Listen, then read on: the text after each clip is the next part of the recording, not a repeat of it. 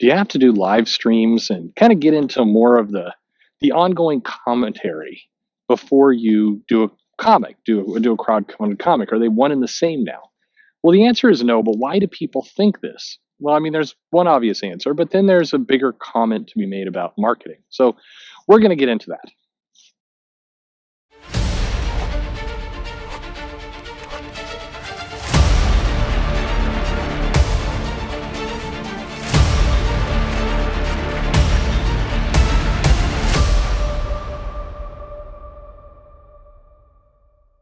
Hey everybody, this is Perch.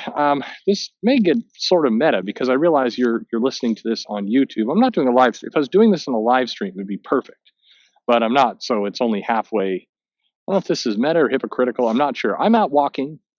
People are saying, I've heard some comments like, "Oh, you seem to go on a lot of walks when you do your videos." Well, no, more I do a lot of videos when I go on my walks. See, the old days, that's why you have different audio quality now, is I'd get in the car and I'd drive to work or drive to a shop or whatever I was happening to do, and I would talk along the way. Seattle traffic being, let's just say crappy. I was guaranteed at least 2 to 4 videos that I could record a day, depending on what was on the top of my head. This is why you get such kind of rambling. This is all off the top of my mind, which is either impressive or really lousy, depending on your point of view. But it's why I don't have quick access to things. So I'm going off memory, which is why from time to time the memory's been really bad. But at any rate, so I will go on a walk, an hour walk, maybe an hour and a half walk, and film some videos. And people look at me crazy, like I'm walking by. And at first they're like, wow, look at this guy. He's really committed. He's on his conference call. He is doing some business. And they get closer to me, and it's like, hey, he's talking about comic books. Yeah, okay. Anyway, that's what's going on. So I'm walking, I'm doing videos, I'm all over the place. I will be glad when I can get back in the car, but I think a lot of people are really going to struggle when they actually get back in the car and have to go back to work. I think people are going to be like, the commute's going to seem weird. They're just not going to, I mean, it's just, I don't know. I think that for some regions, and in my case, the Washington, Seattle region, the return to work process is going to be a really bumpy one. I think people are not going to know what they're doing with each other.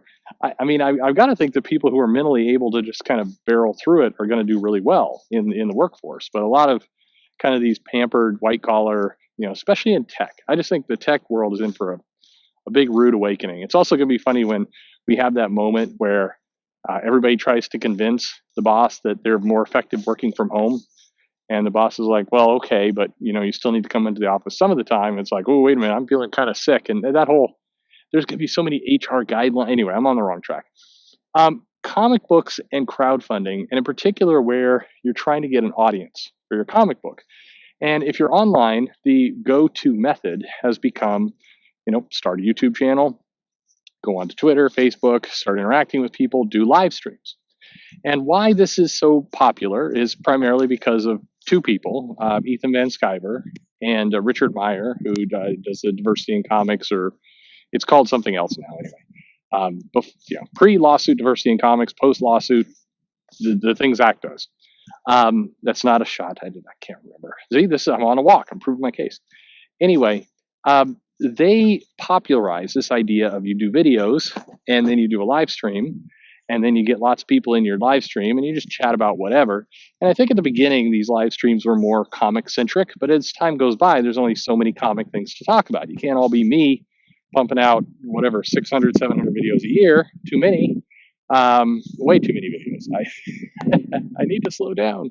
Anyway, so eventually it starts wandering into other topics. And then thankfully, that goes hand in hand with a lot of the outrage topics of, what's this person saying is Star Wars goofy, whatever it happens to be.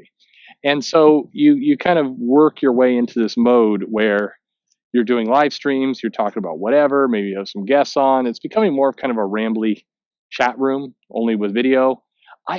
This is just my personal opinion. I think 0 people feel the way I do.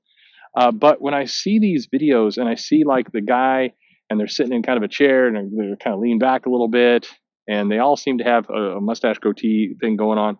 And behind them are just like this weird little collection of toys or posters or memorabilia. It's the streamer view. And this isn't just for comic books, by the way. It's for whatever.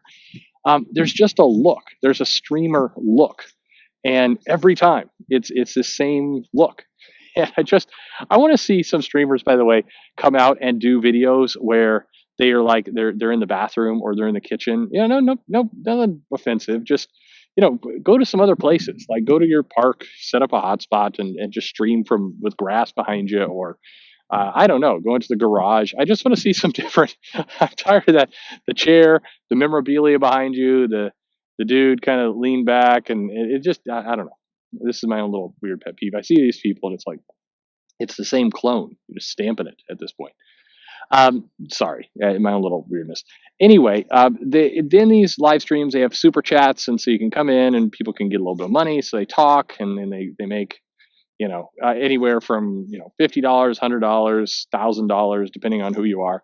And so a lot of people, comic creators, saw that. They saw the Ethan Van Sciver model. They saw the Richard Meyer, the Zach model, and they said this is the way you do it. And so a couple other channels got going. Some got popular. The Yellow Flashes of the world, the Just Some Guys of the world, very very different channels. But they get a bunch of subscribers. But most don't. Most hover right in that kind of 1,000 or less kind of world, and they can do live streams and everything else, but it's like there's too many. Like you can have multiple live streams every single day, and eventually it you have to figure out a way to differentiate yourself.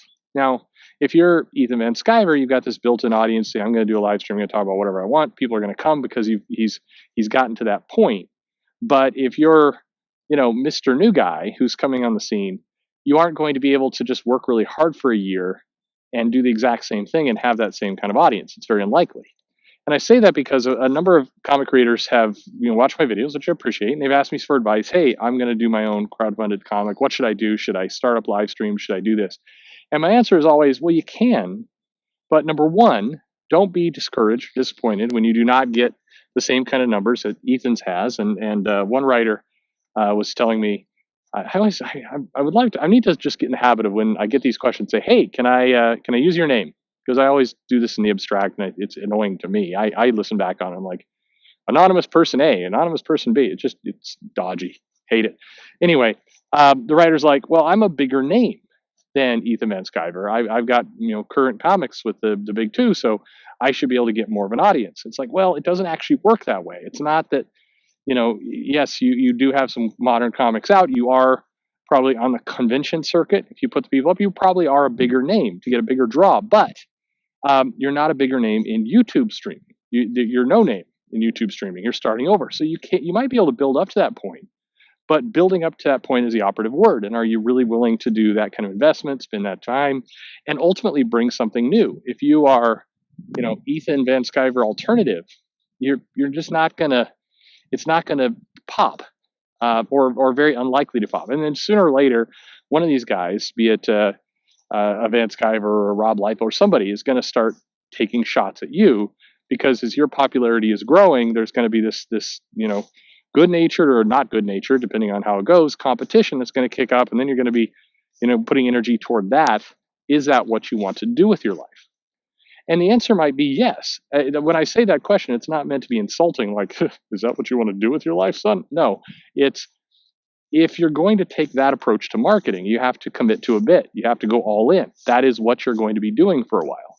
And that may or may not be along the same goal as getting a comic book out, of getting a strong crowdfunded project out. The two may not go together. In fact, probably won't go together. You're building a different audience. You're building a different product for yourself. And so what should you do if you're putting out a crowdfunded comic? You should absolutely find a way to connect to your fans. But there's lots of different ways to do that. You can do that through Patreon. You can do it on YouTube. You can do it with live streaming. You can do it on Twitter or Facebook. You can do it you can invent something new. There's lots of different ways to do it. The key is to figure out who your core group of fans are. Start small. Don't think that your core group of fans is 100,000 people. Think about it in terms of 100 people. Nice blocks of that. What do you need to do to connect to 100 people? What do you need to do for those 100 people to feel like they have access to you? They understand the product you're selling. They understand the vision that you have. And then once you have that 100 people, how do you take the 100 and make it 1,000? And then how do you grow from 1,000 to 10,000, 10,000 to 100,000? That's the model in which you should be thinking. Live stream super chats is one way to do it, but like anything, it comes at a cost. It is going to take excessive amounts of time. You are getting in the realm of I don't know, hot takes and other things, because no matter how disciplined you are going to run out of things to talk about. A good example is Todd McFarlane has done some videos showing him drawing, doing some other things. They're always very popular. But you notice Todd McFarlane is not jumping on and doing live streaming every couple days. You don't see Todd McFarlane announcing, hey, going to do a live stream to talk about this video reaction I just had. That's not his product. It's a different product. And again, I'm not making a judgment call whether one product's better than the other. I'm just saying you need to understand your target and what you're aiming for.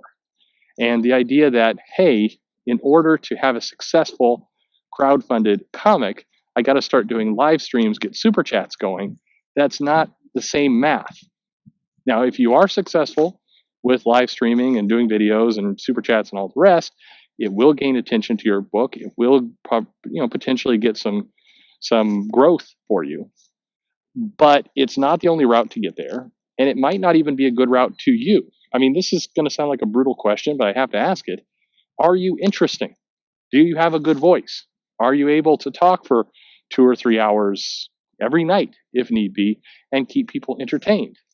The answer is no to most people in the comic industry. No offense, but most people do not have that kind of ability to just go on and on and on. I would say I would when back a couple of years ago when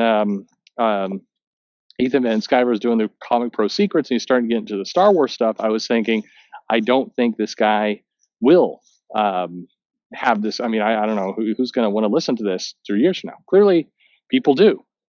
So fine, but it is not. It's not like you can just say clone that, make it work for you. You're a different human, different voice, different sound, everything. And by the way, as I'm listening to myself talk right now, this is common sense. You probably already know this. I would hope you already know this.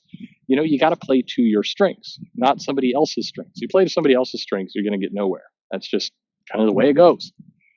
Anyway, give it a try. I think you can certainly set up a live stream. You can certainly get some people on there. Just do yourself a favor and watch a couple live streams that are not 1,000 person attended with a crazy chat and lots of. Watch some that get like 8 to 10 people in the live stream. Look at what's happening when the audience doesn't get there. This is what you're probably facing out the gate. Do you like that? Does it work? Do you think when you listen to that, can you identify maybe why they don't have a bigger audience and how you would grow upon it? These are all questions you should be asking yourself before you go out and expose yourself and just start blasting away. My opinion anyway. What's your opinion? Leave a comment below. Let me know your thoughts. Is this the only way? Is it the way, as they say, to do it? Or is there a better plan? Do you have that better plan? Leave a comment below. Let me know.